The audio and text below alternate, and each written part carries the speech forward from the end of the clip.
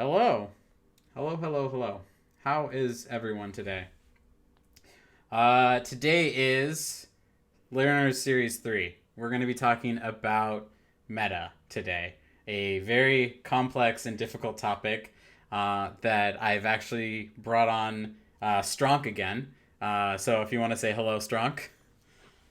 Hello, love metal.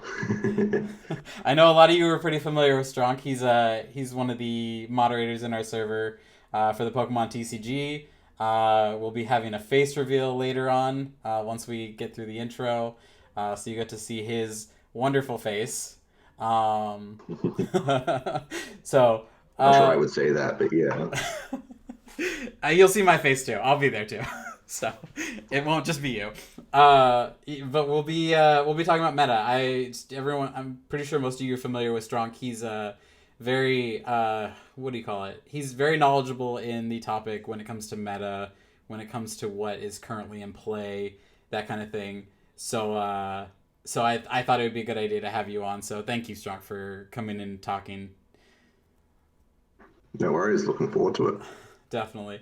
So let's just get started with this because I don't think there needs to be too much introduction with this one. Let's talk about what meta is. So we'll start with this guy. Hello, face reveal.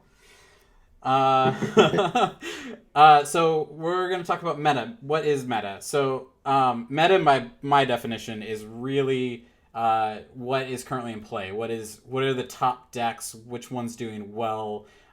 Which synergistic deck is out there that's just making wins, right? Strong, do you think that's a good definition?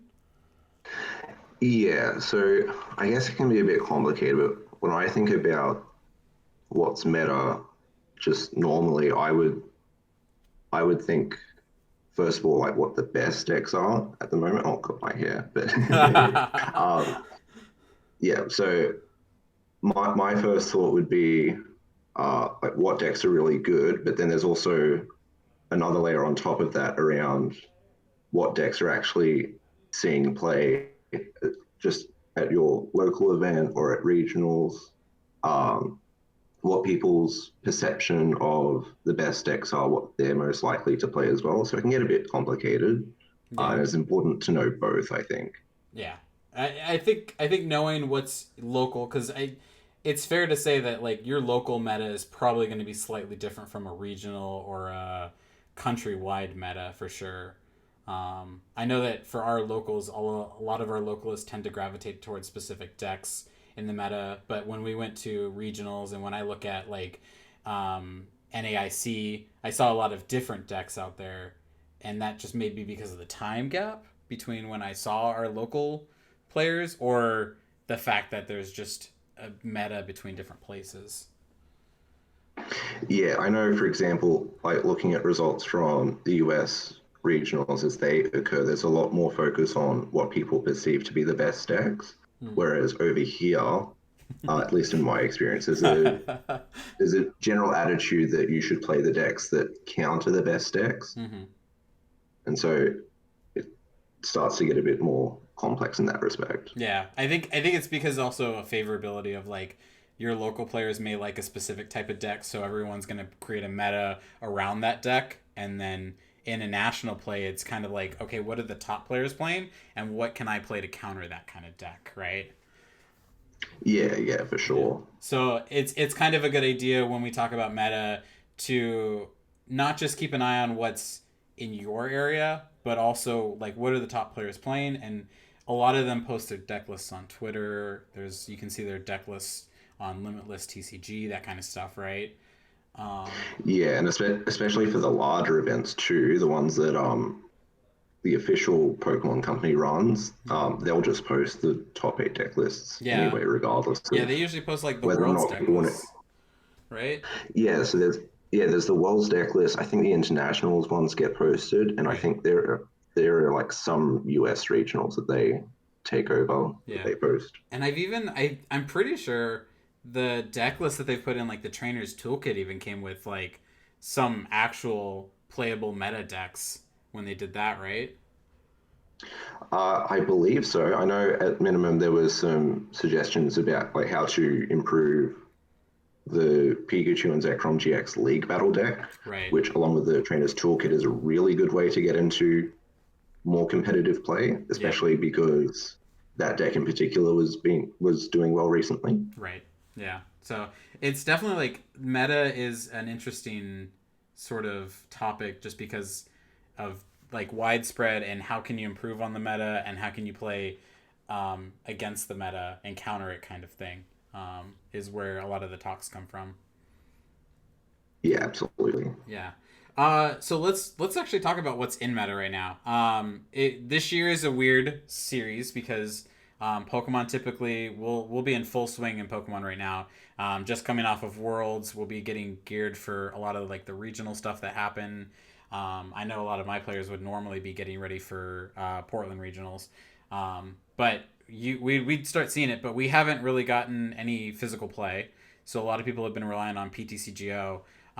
Real quickly, what is your opinion on PTCGO meta? Is it close enough to an IRL meta, or do you think that because PTCGO bugs, we'll see a slightly different meta?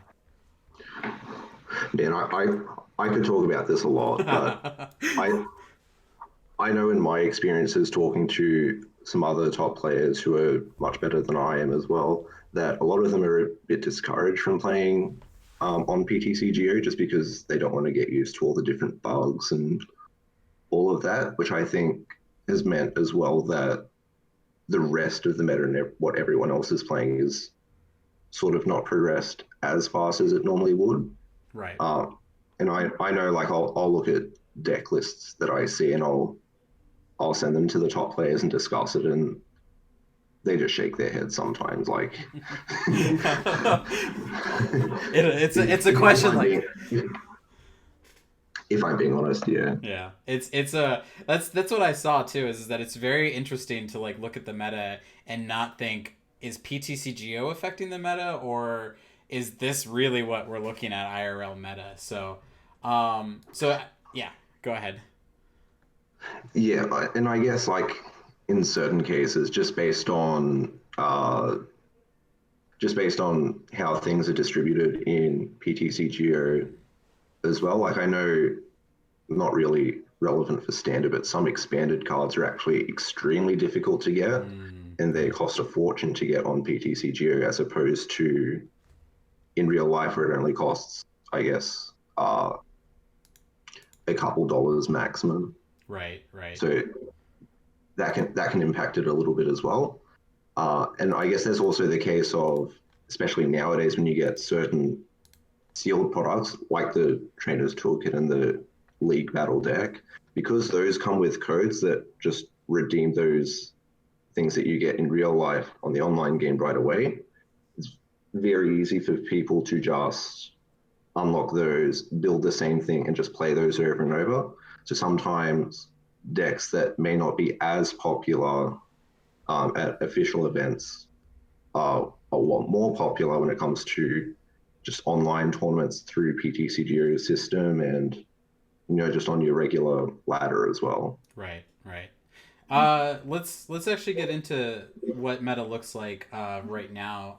So I've got a few links, Twitter accounts pulled up. The first one we got pulled up is Drayden Davis. He posted it's the meta breakdown for the top 81 players on the Darkness Ablaze mini 8. I think this was a sort of a local, or was this actually So Atlas Collectibles is a company, I believe, and they're most well known right now for running the Atlas Pokemon Online Global Championships, which was that right? big pre-rotation tournament, which I think got like 200 or so players, because they had a pretty decent prize pool, so a lot more Right. people were invested into going into that, and they're Yeah. now doing like a mini series Right. with mostly standard events and a couple of expanded events. Yeah. So for those playing along at home, if you want to follow along and see how the meta is evolving in real time and what decks people are gravitating towards, if you go to Twitter and if you follow Drayden Davis, who I think is the main organizer for all of that, Right. He'll post regular updates as to what's going on. Yep. And in the tweet So that you linked to us, it looks like there's an image, and we've got basically an outline of a lot of decks and how playable they were, or how many people played in the tournament. So it looks like we've got Eternatus playing at 17 decks, so about 22% play. ADPZ was still playing at 14 players, and then we've got our smaller, not so used decks like Decidueye Obstagoon with 4 players and Mad Party at 3 players. So you can see that like right now the meta is kind of very wide, but it's also a lot of players are still gravitating towards very specific decks. Um, yeah, I think pretty much since the start of rotation, when we went from Team Up through to Darkness Ablaze, yeah, the top two decks have just stayed constant at Eternatus and ADPization. ADPZ. In fact, I think ADPization's only been going up more recently. I think there was another event where it actually exceeded Eternatus VMAX Yeah, I mean, slightly. well, Eternatus also is pretty new because Eternatus was in our Darkness Ablaze set, so that's fairly new. But ADPZ has been there since pretty much Sword and Shield base released earlier this year. Um, Yeah, and I get in ADP's particular case, it's a bit of a controversial deck at the moment because a lot of people don't really like playing against it. They mm, think that the GX attack, for example, is very prohibitive in that it doesn't allow people to play certain kinds of decks, right. which might be, and it's actually spawned an unofficial, I guess, format for some players who are more interested in playing more of those decks where they decide, I guess, with their own accord, which is why it's not really an official format, that you cannot play ADP. Right. So I think that's why it's been going up recently. I guess it's more like in response to that. Right. But it's always remained solid since it first came out. In fact, when it was first released and available for play, it was dominating way more than it is currently. Yeah, like ADPZ actually started out as just ADP back when it first came out. It still was a meta, and it's just evolved because we had the addition of Metal Saucer and Zacian to add into that mix. Kind of just made it way more playable. And for those playing along who have not actually seen what ADP is, Arceus Dialga Palkia came out in Cosmic Eclipse. It has a GX attack that essentially, if you have the extra energy for it, you can take an extra prize card for every Pokemon you knock out with damage. So instead of taking 3 prize cards for a VMAX, you're now taking 4 prize cards, and instead of taking 1 prize card for a single regular Pokemon, you now take 2 prize cards, which essentially means that you're playing a much faster format than everyone else at that point. Which is where Strunk is mentioning about how it's own format, because if I play a VMAX deck where I'm just playing VMAXs, ADPZ is going to make quick work of that. Take out 2 Pokemon, the game's over.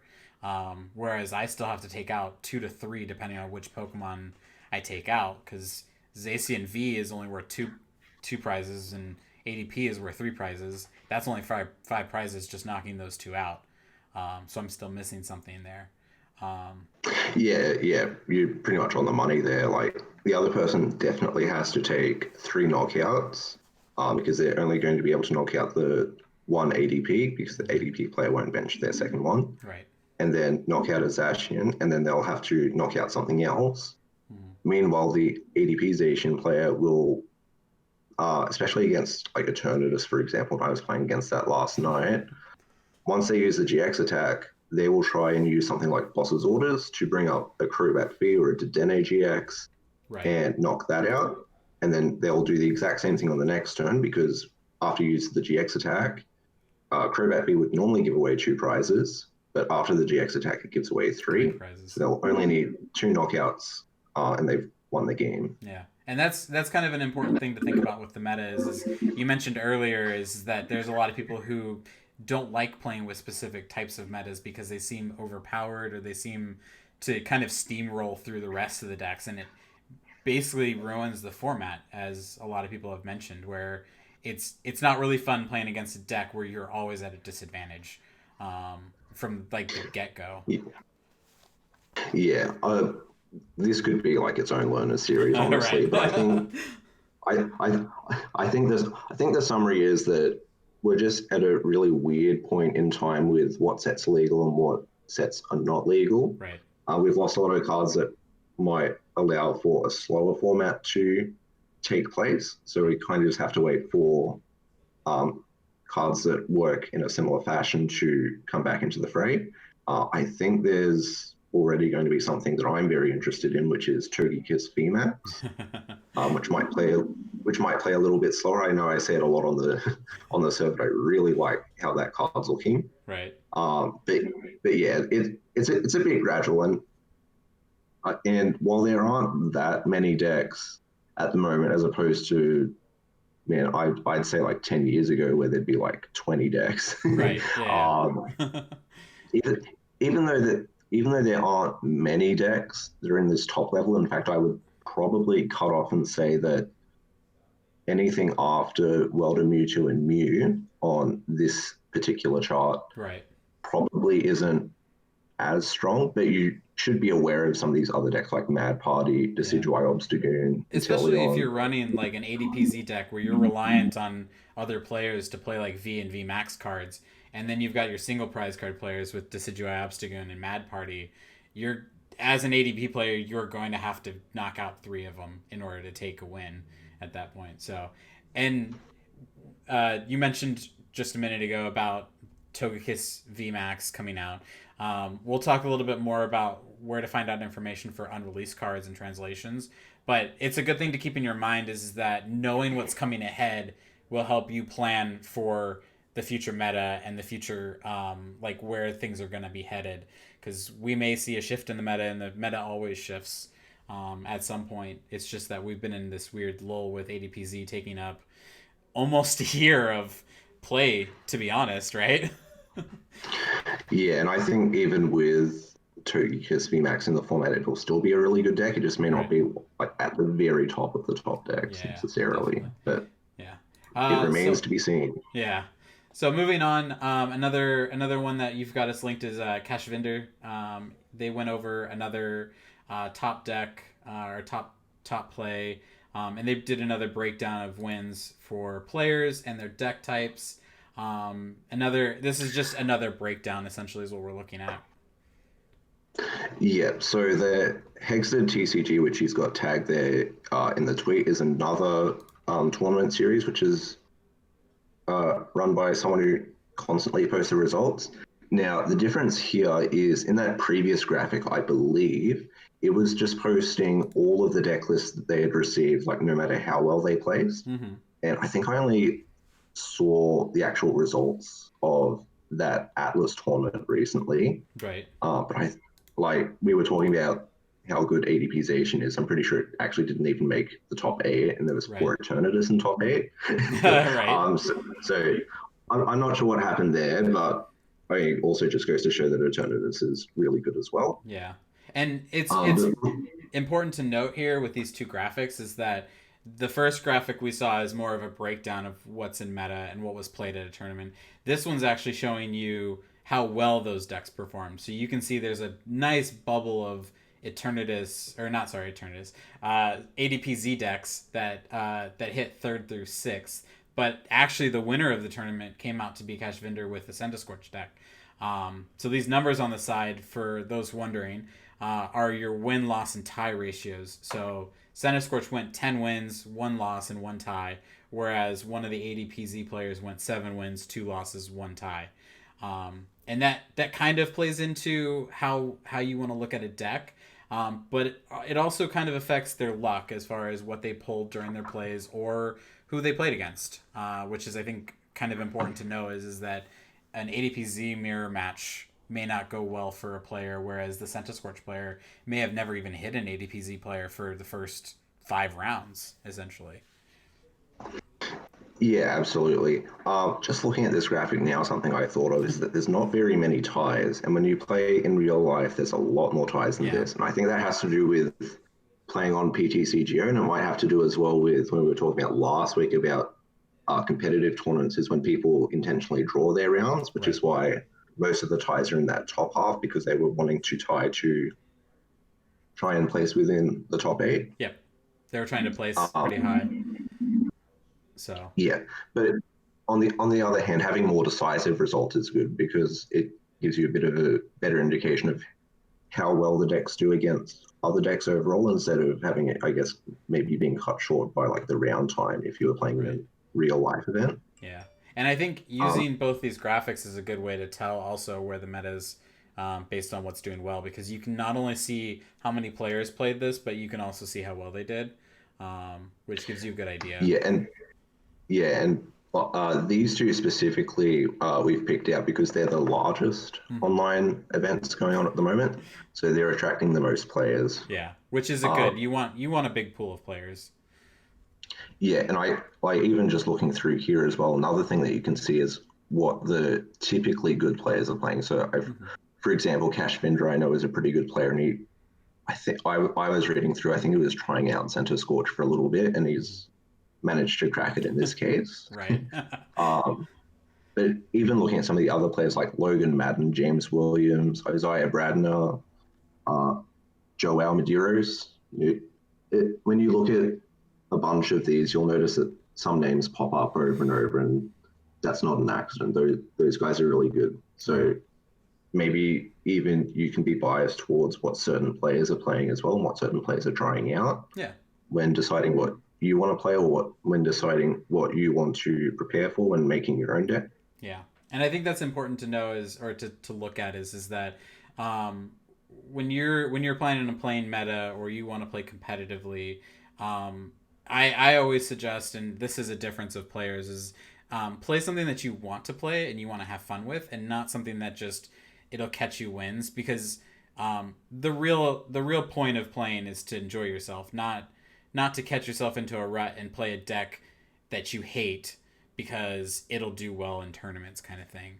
I think a lot of players think that mentality, but a lot of players put themselves in that mentality of I'm gonna play decks that I absolutely hate, but because they're doing so well, that's where I'm just gonna go for it. And a lot of players burn out that way, or maybe not like get into the game because of that, right? Yeah, well, I mean, that literally just applies to what happened with me at the international championships in Oceania. Right. So a lot of people were talking about ADPization going into that event, and if we were to go to Limitless, you would see that the top 64, it was clearly the most dominant deck. Right. But I didn't want to spend time playing out ADPization mirrors and trying to figure out what to do for hours on end. I was having I was having a lot more fun playing, I believe, as Chinchino Mill at the time, Right. because a lot of people weren't necessarily preparing for that, Yeah. but I was having some success with it, and that's what I ended up rolling with. Right. And I had a blast. It was great fun, and I felt way more comfortable playing that. I don't think I would have done even half as well as I did if I had played ADPization, even though that was the best deck in the format by Right. far at the time. Right. And I think that goes a lot for a lot of players. Some of our locals we went into when we went to Portland regionals. It was an expanded tournament, and at the time, Dark Box was a very prevalent deck in that at the time for expanded. And a few of our friends just they don't play with meta, but they play a lot of the counter meta, and so a lot of them came up with some really interesting fighting type decks. One of our friends came up with a fossil deck, which was fascinating to watch, and she did actually really well for not being a very skilled player. She's a very casual player, but she still placed within the top 64 with a deck that, and it was because it took a lot of people by surprise. A lot of people are expecting a specific type of deck going into a regional like that, and they you can surprise them. So Yeah, absolutely. It might be something that's better for, I guess, our fifth learner series when it comes to, I guess, how to deck build within a meta, right, or how to consider the meta when deck building. yeah. But I, I guess as a bit of a prelude to that, a lot of people seize up and kind of panic when they don't know what your deck is meant to do, or if they're not, or if they haven't tested very much against your deck. Against your deck, yeah, exactly. So talking about decks, so we see some or we see some charts of some tournaments, but like what goes into a deck in meta, where can you find out about that kind of stuff? One of the one of the sources that I always rely on, and a lot of people I've seen that rely on it, is Limitless TCG. They typically list all of the major tournaments that have gone on, and they'll list the players as well as the decks with the players. So it's a real nice place to go and see like the latest tournaments, see who is the winner, and you can even see the winner's deck and maybe what the winners played previously at different events, and just see their list. So like right here, we've got the Players Cup Finals. Jack Miller was the winner, and he was playing ADP, or no, he was playing Zacian Melmetal. So I call it Luco Zacian, but everyone has their different names for it. But we can actually take a look at his list, and we can see that he's running in his deck 4 Zacian Vs, 2 Luco Metals, 2 Zamazenta Vs, 2 Bronzers, Bronzongs, 13 Energies, and then a whole host of trainers that I'm not going to go through. Um, Yeah, so I can actually give you the exclusive scoop as someone who lives in the same state as both Jack and Matthew there at the bottom. there Uh, you go. so they're good friends, as you can probably tell, because they're playing the exact same 60 cards. Right. And when it comes to local events and that, they're always taking like first and second for us. Yeah. Yeah, just pulling up the And deck, it's so exactly the same. yeah, and so uh, I asked them about the deck after the event, and they said they had made this deck specifically as a call for what they were expecting people to play, and I think what they were mainly expecting were people to play alternatives Hmm. and people to play very just consistent, no spicy sort of center scorch lists. Right. So, like going through the list, for example, the deck plays like 4 metal goggles. And that the idea behind that is that reduces damage done to your metal Pokemon. Right. In fact, it will reduce it by 60 after you use full metal wall GX off Lucario and Melmetal GX. Right. So your Pokemon become really tough to KO, and Zacian V, for example, already swings for a crazy high amount of damage as well. Yeah. So it can be really hard to keep up with both their offensive pressure as well as being able to just take out what Pokemon not doing so much damage. But the metal goggles also has an effect where your opponent's abilities, I believe, can't place damage counters on it.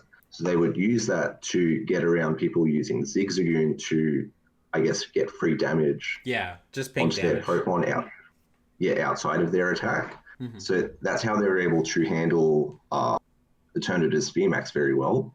For Center Scorch, that's where the team up Bronzong comes in. Fact, I think there's a clip uh, on the official Pokemon, the Play Pokemon uh, Twitter page where I believe Matthew is playing against one of the Center Scorch VMAX decks, and they do their turn one thing, set up and have their big turn, and Matthew's going second. He just has a Bronzor, and on his turn, he literally just evolves into Bronzong and passes, and he wins the game off of that because his opponent didn't run any non-fire type Pokemon that could damage this Bronzong. Right. So as long as he doesn't bench any, as long as he doesn't bench any other Pokemon, it's impossible for his opponent to take a prize card. Right. Yeah, yeah, yeah. We've actually seen similar meta types like that. It might have not been in meta, but I remember when I first got into Pokemon, right around the time GXs were a big thing, there was a lot of decks that ran full GXs. Like that's all your opponent put out was GXs, and there was a Hoopa that had an ability that said prevent all damage done to this Pokemon by Hoopa. You get the Hoopa out, you place him in your active, and that's it. You don't put anything else in the bench because they have no other way out of that. There's no way of moving that Pokemon. There's no way of removing it in any way.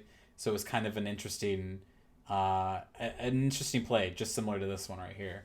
Um, Yeah, absolutely. And nowadays as well, because of this tournament, a lot of the Center Scorch players are now playing something like Double V or Cramorant V mm-hmm. as a, I guess, splashable attacker that can actually do damage to this Bronzong in case Yep. people want to try and use the same strategy. Yep. And that's how we see metas evolve, is because players will notice a certain trend and they'll make a counter for it. And then those players who were playing against those counters now notice, oh, I need something to counter that too. So they start tweaking their decks to match what's playing around. And that's how kind of a local meta plays, is because then those players will play against each other locally at events and tournaments. But we can cross and compare notes to each other and see, okay, it looks like the US is playing this specific meta. How can I build my deck to work against that as well, or work to beat that meta? So um, it's an interesting like research process of like playing with a deck list and taking one card out to put another card in, kind of thing. Yeah, absolutely. And I think when you're getting started as well, obviously we've gone through in past series, like just the basic rules of the game and how to Mm-hmm. play, and then how tournaments work. And that's all well and good, but I guess the next question comes down to, I need a deck to play. Yep. What do I play? And these resources are really good for showing you what's doing well Mm-hmm. and exactly like what deck lists people are trying out. And so you can honestly just copy and paste this into PTCG right away if you really wanted to. Right here, Uh, export to PTCG. and yeah, I think there's a function on there that lets you do it, but Yeah, there's a button. I'm uh, pointing right at it. Don't worry. yeah, yeah. You can do that and try the deck out for yourself and see how it goes. And then from there, what's really good is if you're finding that, maybe this card isn't working for you very well, or you wanted to try this other card that you think might be interesting, you can just make changes as you go. And that's generally what like I've been doing when I was first getting into it before I was able to, I guess, think more about and discuss it more with top players independent of what was going on. It's a really good way to get into it. Yeah, and I think that's the great thing about this series that we're doing is that we're kind of making those building blocks, and so you know how to play the game, and you know how to like go to events and start playing physically, or even just PTCGO. The next step is to start building your deck, and a lot of those players who are looking to play competitively or just get better at the game, the first step is see who's playing what. That's like the first initial ways. You can literally take a deck. They give you the prices on Limitless TCG and how many are in it. You go off and you buy those singles. You build that deck and you just start playing with it as that first building block. And then what we'll start doing from there is we'll build off of that and say, okay, you've got this deck. How does it run? How does it work? And how can you make it better against other decks? Because you're not going to run against the same decks all the time. And in 3 months, that deck may be playing against totally different decks. So these building blocks are here to make it so that you can get to that point where you're now thinking for yourself and you have your own style of gameplay. Is I guess what you'd call it, right? Yeah, I think really the only thing that Limitless can't really do is tell you exactly how the deck works and why it Mm-hmm. works. You kind of have to infer that from just all the different deck lists that they have there and what the common cards are. Right. Um, like, for example, this deck is actually a bit unique in that it's a bit more defensively oriented. Mm-hmm. Luke Metalization, that is. Yeah. But other decks like Eternatus VMAX and ADPization, even something like Center Scorch, are more aggressive decks that focus on trying to get like energy onto the board really quickly to power up really big attacks that do lots of damage Yeah. and things like that. Just because of, I guess, what card pool we have at the moment seems to favor those sorts of things. So it's really interesting that we do have that, but at the same time, we still have things like Luca Metalization. Right. And that's what we'll touch on next week is like synergy and understanding how decks work. Synergy is a word that you'll hear a lot of players talk about. Is how cards work together because you're not just going to be playing cards because they're cool or because they look nice. You're going to want to be playing cards that work together in a very specific fashion to do a lot of damage. Like we saw with that Luco Metal deck list, you can see that Luca Metal has that GX attack that does that knocks off 30 less damage from attacks. But then you pair that with something like Metal Goggles. Now your Pokemon are taking 60 less damage, and you've got that ability that prevents other abilities from putting damage counters on it to protect you against Zigzagoon, stuff like that. And you kind of put those things together, and you end up with this deck that is very synergistic. It's playing together, and that's what our next series is really going to focus on is understanding how one card works with another card, and I think that's that next step where players get to. Um, I don't know about your local league, but I know that my younger players, their favorite thing is to put cards together without like looking at what they do. And so they end up with these weird mishmash decks of like, I've got a Blastoise GX and I've got this Zacian V, and I just put them into a deck and called it good. Um, it's more about why does Blastoise GX work in a deck with another water type, or why would you play one single water type deck or a single metal type deck kind of thing. And it's because those cards work together really well. So just sort of the evolution and where we're going with this series, for sure. Our last bit is Henry Brand. I wanted to call him Benry Brand because I'm looking at his Twitter his Twitter account. But we've got another link from Henry Brand, who did a list of his Mewtwo list where he kind of broke down his cards and went over the list itself.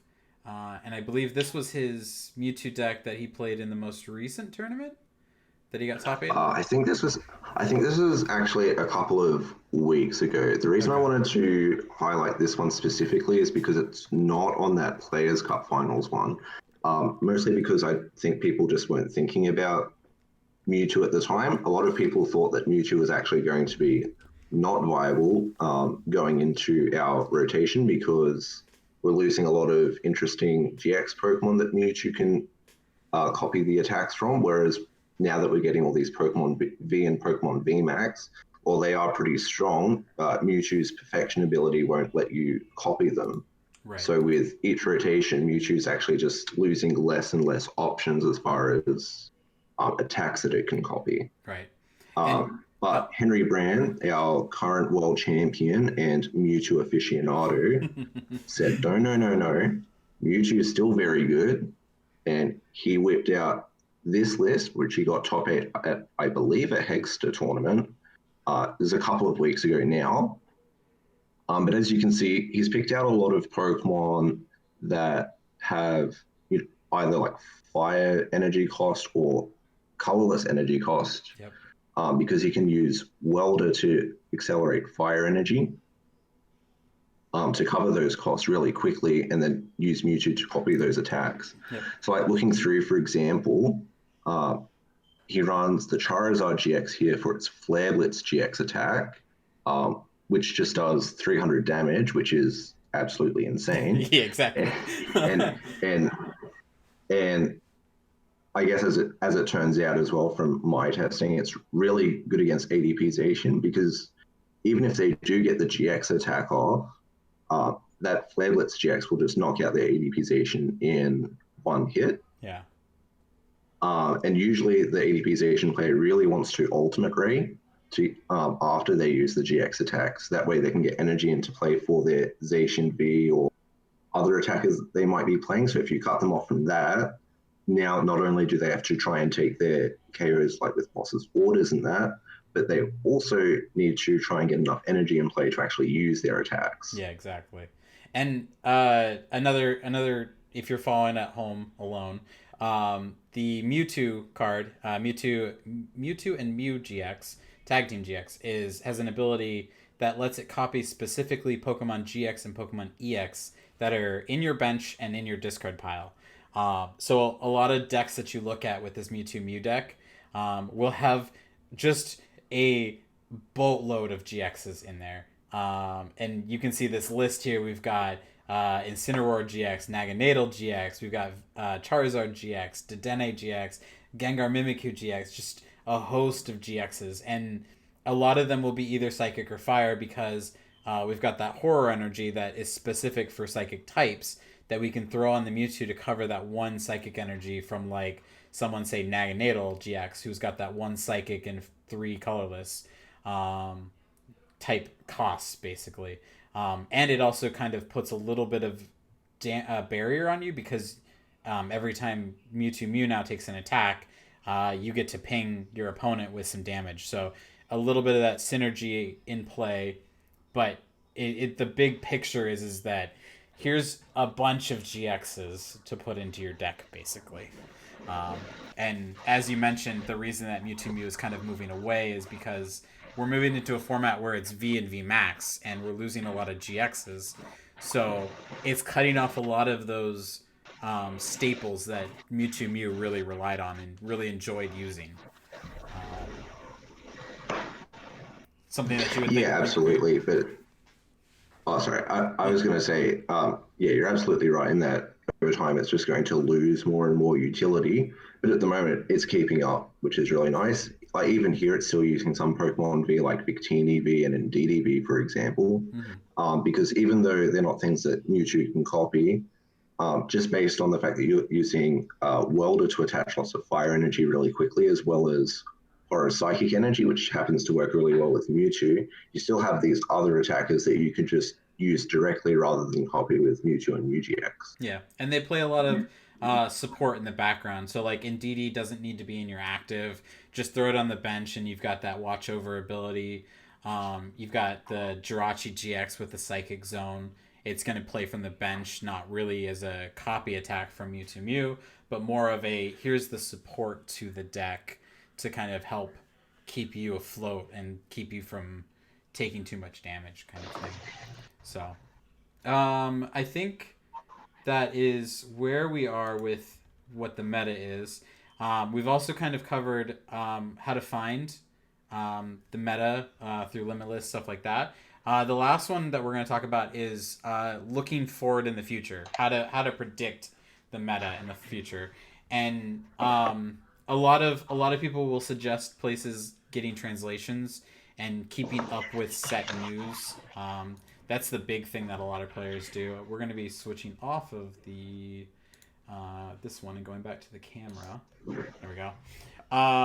So a lot of players will rely on sites like PokeBeach to do translations and get you scans because the interesting thing about Pokemon TCG is that Japan gets a lot of our cards first, and all of their sets kind of get combined into a super set that gets released every 3 months for us. So over the course of the next 3 months, we're going to see stuff in their future sets that are going to be rolled into our next set, which is Vivid Voltage. So it's kind of important to look at that. But what do you, when you're looking at sets on Poke Beach, what do you typically look for to say, oh, that card's going to be great?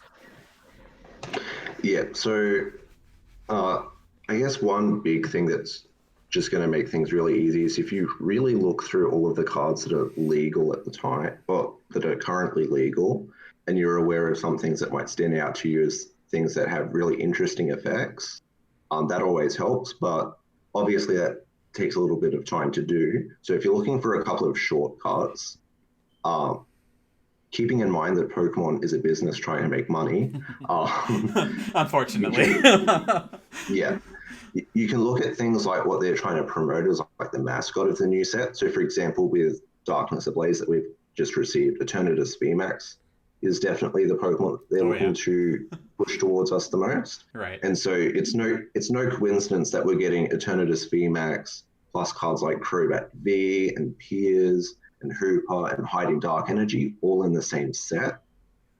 Uh, yeah, I guess just as well, like if you're opening packs and all of that, and if you happen to get an Eternatus VMAX, well, at the same time, you're probably also getting some other cards that really help with making that deck work and setting it up for to become a viable deck.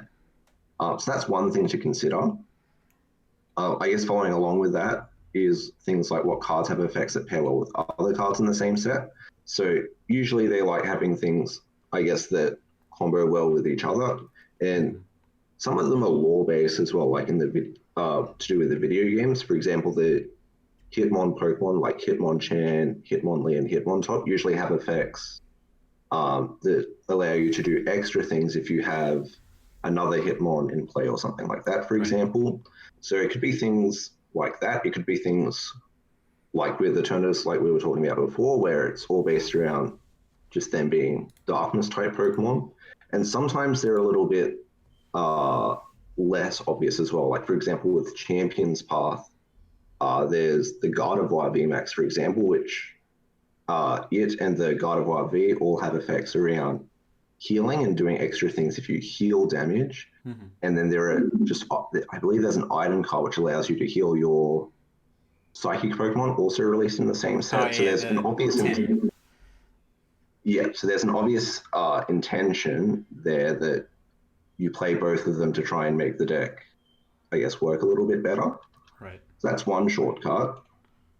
And then the other thing that you can look at is there are older cards that might have interesting effects that haven't quite made it to the top of the meta maybe recently, or it might have fallen off from a previous time where it was really strong, that might now get new support in an upcoming set. So I think one example that I thought of is Pikachu and Zekrom GX. That deck is actually doing a little bit better recently, but not nearly as strong as like ADPization or Eternatus VMAX, for example. However, Pikachu and Zekrom GX has been the best deck in format for one, maybe two formats, and has at least been at the very top for quite a while. Just not necessarily as much nowadays.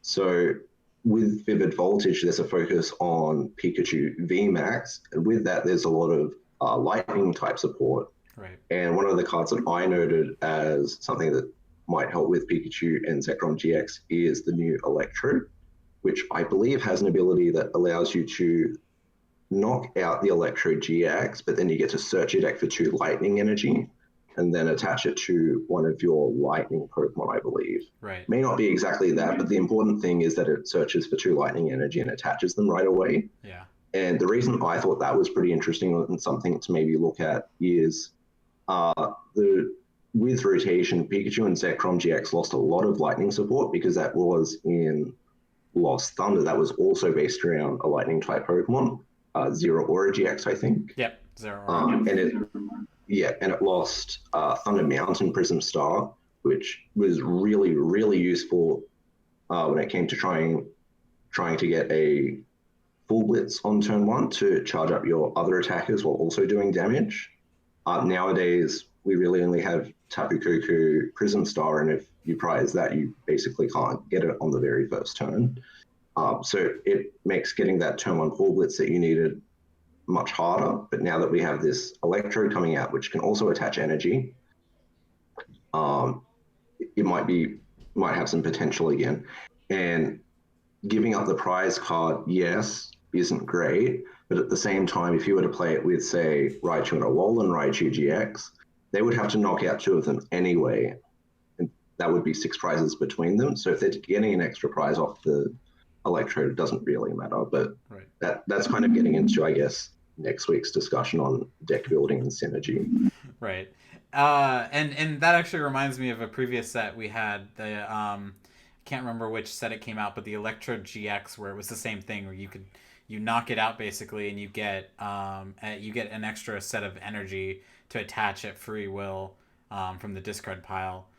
The problem with that though was is that back in that time it was just GXs, and GXs were two prizes, and it was kind of important to make sure that you didn't lose prizes. So the Electro GX looked good on paper, but in play it wasn't as great as we had hoped, which is why you didn't see a whole lot of play. But when like the card set was released and people saw that card, they were like, lightning support. This is right up the alley for something like Rayquaza GX at the time coming out. So it's good to see the future cards and good to say, hey, these cards look good, but just keep in the back of your mind that there are some drawbacks to something like that, and in the format and at play it may not do so well. And we've seen a lot of cards like that previously, so it's I always find it funny when you see like YouTubers and they're hyping up cards from the next set, and then like that set releases and now we see none of those decks getting played. Kind of just makes me laugh a little bit. Yeah. um, and then you also mentioned cards in the same set usually having that synergy. Like you talked about Hitmontop and Hitmonchan and Hitmonlee coming out in the same set, and I think the one of the great things that Pokemon allows leagues to do that I always recommend to players is going to pre-releases, because that lead up of to the set where everyone is always like hyping up these cards, and like you'll see a YouTube video that's 10 minutes long about that one specific card in the set, and everyone's like super hyped up about it and it looks great on paper.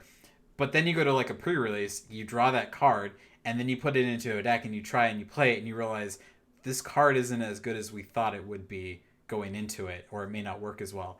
And I think pre-releases are great because you get new cards and you get some staples. You get to play around with the new cards and see how they work in their own bubble of that set. Um, and that's not going to be like a 100% way of saying this card is good or this card is bad.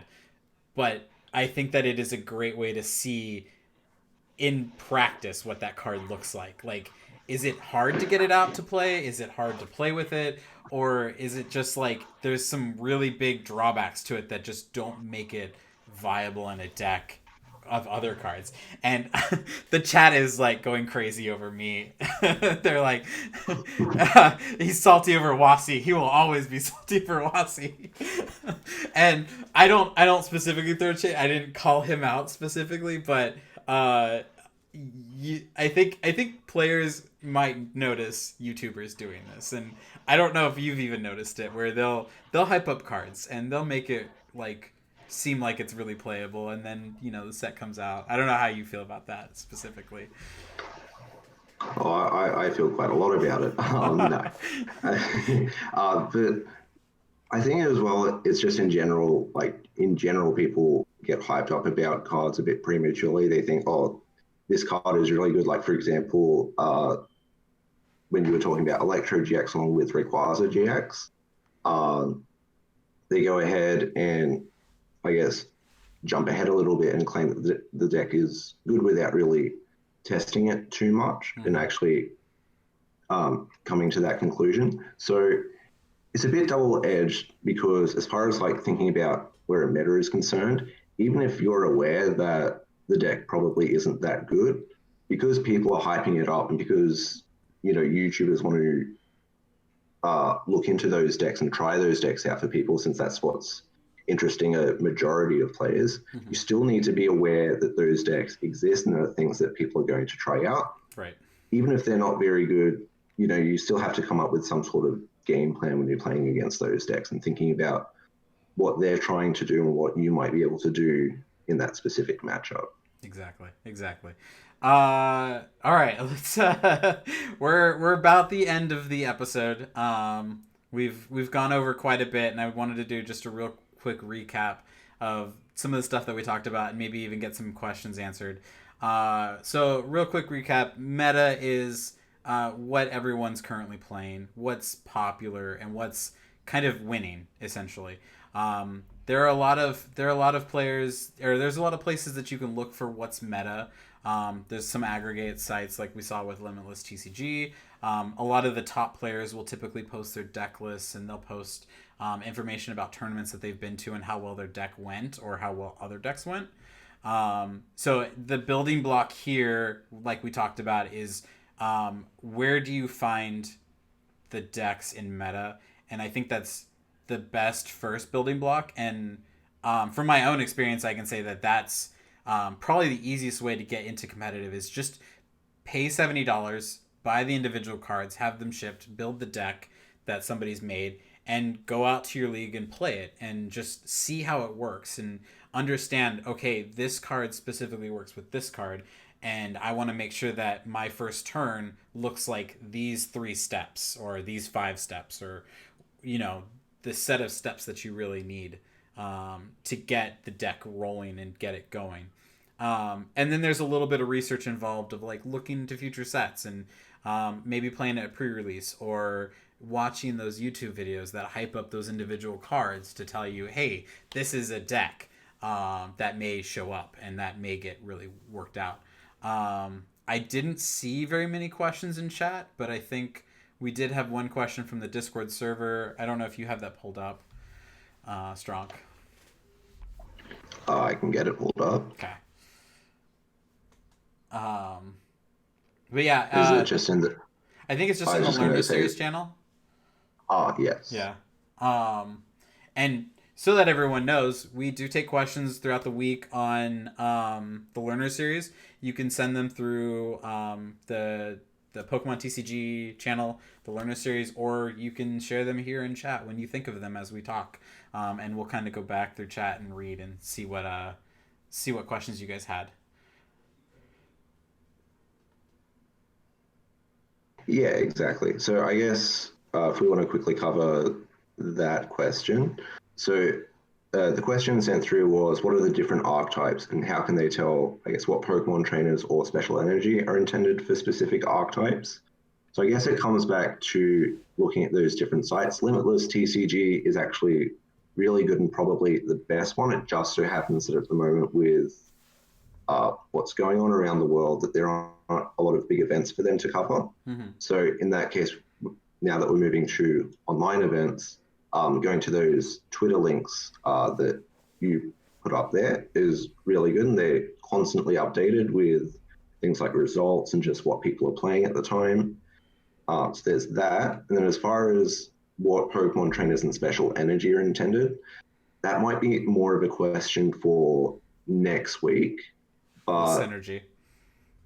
yeah, so but there will be some cards that are just universally good in every deck. So the things that come to mind for me are like Quick Ball and Professor's Research, things that have very generically good effects that any deck can take advantage of. Mm-hmm. But as far as things that are more specific, that I guess ties into more what we were talking about with those cards being released typically in the same set, maybe the set after, just depending on timing over in Japan when they get their cards, but usually within the same set. Yeah. Um, there's definitely an intention to release cards that work together all at once. Yeah, and I think when it comes to archetypes, when you think about an archetype versus the meta, archetypes are kind of an overall look at a certain type of deck. So what we've been talking about, ADPZ, that's more of an archetype because there are slight variations of that deck. You might see exacting decks like what we saw with previous Players Cup. But you also might see decks that are just slightly tweaked. Maybe there's one less Professor's Research, and maybe somebody threw in a Dedenne GX for some weird reason. But the archetype is essentially what you see the main attackers being, like ADPZ or Centiskorch V and V Max. Those are more of archetypes, and like you said, staples. The common cards that kind of go into every deck, Professor's Research. You never see a hop go into a deck because as cool as it is to draw 3 cards in your turn, there are a lot better supporters that you could probably play to get cards that you need. Quick Ball is another of those staples kind of thing. And some decks even fit more of an archetype with staples like Crobat V. It's a dark type Pokemon, so it works super well into a deck like Eternatus because Eternatus is requiring only dark Pokemon, and that kind of cuts you off from using something like Dedenne GX. So instead, a player would sub in Crobat V to get that effect of that draw and getting through your draw engine quickly without disrupting the ability that Eternatus V Max is playing down. And I think that's, again, that leads more into the synergy, but I think that also is how you can see an archetype of I have dark Pokemon and I have a requirement of only dark Pokemon. So what dark Pokemon can I really use to do that damage and really run with it, kind of thing. So Yeah, absolutely. I think we're at time. I think we've got all the questions answered. Any final thoughts? Any maybe quick tips that you'd recommend for searching for metas? Definitely is looking at those links like Limitless and those I guess Drayden and Cashbinder Mm-hmm. and I guess Hexter TCG. That's good for getting a general idea of what the Pokemon community overall considers good. You were mentioning before about buying singles, which made me think immediately of the alternative, which is going to leagues and buying packs. Going to leagues is also really important, especially for, I guess, when the regular season starts up again, when we're able to play Physically. in person, because that's probably where the majority of your points are going to come from. So if Yeah. you keep going to leagues regularly and you're able to make friends with the people there, obviously you're going to, have some fun and get to play some Pokemon. But at the same time, as far as, I guess, being more competitive and thinking in the more competitive sense, you're getting an idea of what the people, at your local events are going to play, what they're looking to play Hmm. for things like league challenges and league cups. And it might sound a bit like deceptive, but at the same time, you can still have the discussions about what you think might be popular, what you might not think is popular. And I guess in that sense, you're also, I guess, just helping each other get better at the game by sharing different ideas and opinions, Yep. right? Which I think is probably the number one barrier between people who are just good between, well, people who are just good like in their own little circle in local leagues and that, and the people who are taking down like regional championships, international championships, Yeah. constantly going to the world championships and performing well there. So, like sharing ideas and things like that, which is why those links are really good because you get to see what's happening in the rest of the world. Yep. That's why sharing ideas is really good. Definitely. I 100% agree about sharing ideas. A lot of my local players will even look at building teams together. Like two or three people will work together and share cards. So if a few of them open up booster packs and get some of those cards that are like staples, they can kind of split and share that pool among each other and help each other kind of build those variations of decks and ideas and strategies and kind of work together to take down the top players. And I think that's a lot of my top players, to be honest. I don't know if any of my players are actually watching in chat or anything like that, but that's kind of generally how I see them work together. Is it's Pokemon is not a single player sport. It's really kind of a multiplayer sport that uh, is more cooperative than competitive up until you get to the tournaments. That is so. uh, all right. Well, I think that's it. Thank you, Strong, for being here. Thank you for sharing your ideas and your opinions and your tips and knowledge with the community. I really appreciate having you around in the Discord server for sure, and on the series because I am not the person to come to for meta. That's for sure. So Yeah, no worries. I think it's been great fun. definitely, definitely. So we'll be looking at next week Synergy. I think you're gonna come join us again for Synergy. If Yeah, not, sounds great. Looking definitely. forward to it. Yeah, I Synergy is probably one of my favorite topics for sure, 100%. So I'm hoping that everyone's looking forward to that. I know that we have a lot of questions about Synergy already. So I feel like next series is going to be very question heavy. So we'll come prepared. Um, Yeah, deck building can be like that quite often. That you can get very simple decks where the synergy is quite obvious, but at the same time, uh, there are other decks where it's a lot more complicated. yeah, definitely. All right. Well, there was a request in chat. They wanted to see the polls real fast. I have the two Charizard Vs with me right now, so people really wanted to see this. But let me pull up this guy right here. So there you go, guys. The two Charizard Vs got them today. We had we opened 17 packs. A friend of mine, we opened 17 packs, and out of those, two of them were Charizard V's. Absolutely shocking. I don't understand. But we were just talking about it earlier, though. We're thinking there's an imbalance in shipping, is what you thought, right? Yeah, I saw somewhere else. I think someone opened like three elite trainer boxes or something, and they got the exact same ultra. I think it was like a full art God of War V, and they got three of them, like one from each elite trainer box, Right. which they were thinking might be them trying to rush to get it out on time without really getting it, I guess, a bit more randomized, Right. which I thought might be a bit interesting. Yeah, a friend of mine and I were also under the belief that we might have thought that because the set is so small, that we're able to pull a lot of those big cards in the sets. We've been so accustomed to the sets getting so large. Like we're hitting 200 cards in a set, which is out like it's insane. I remember when we first got sets that were like 100 to 150 and that was a set. Now we're hitting 200, 250, and then this set suddenly comes out at 79 or 80 cards or something like that. It's very small.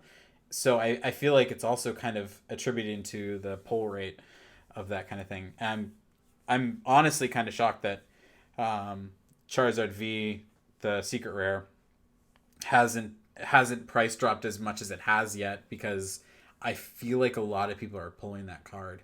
Um, but Yeah, it might be that. It might also be that it's hard to find right. places that sell Champions Path at the moment because people are buying it up really Oh God, quickly, yeah. and it might also just be, I guess, a bit of bias in what you see people post about. Like you're not going to see people post about their elite trainer box pulls where they didn't get an ultra rare or anything like that. A lot of Right. people are more interested in showing off that. So Yeah. it's a bit hard to tell, but yeah, it does seem a little bit more common than I was expecting. Definitely.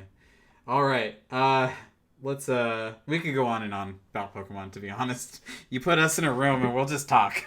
So but again, thank you so much for being on here with us, Strong. Thank you for the insight, the information. I'm looking forward to having you on next week. Yeah, I that's all I got today. So No worries. we will we'll see you guys in the next one. Thanks so much.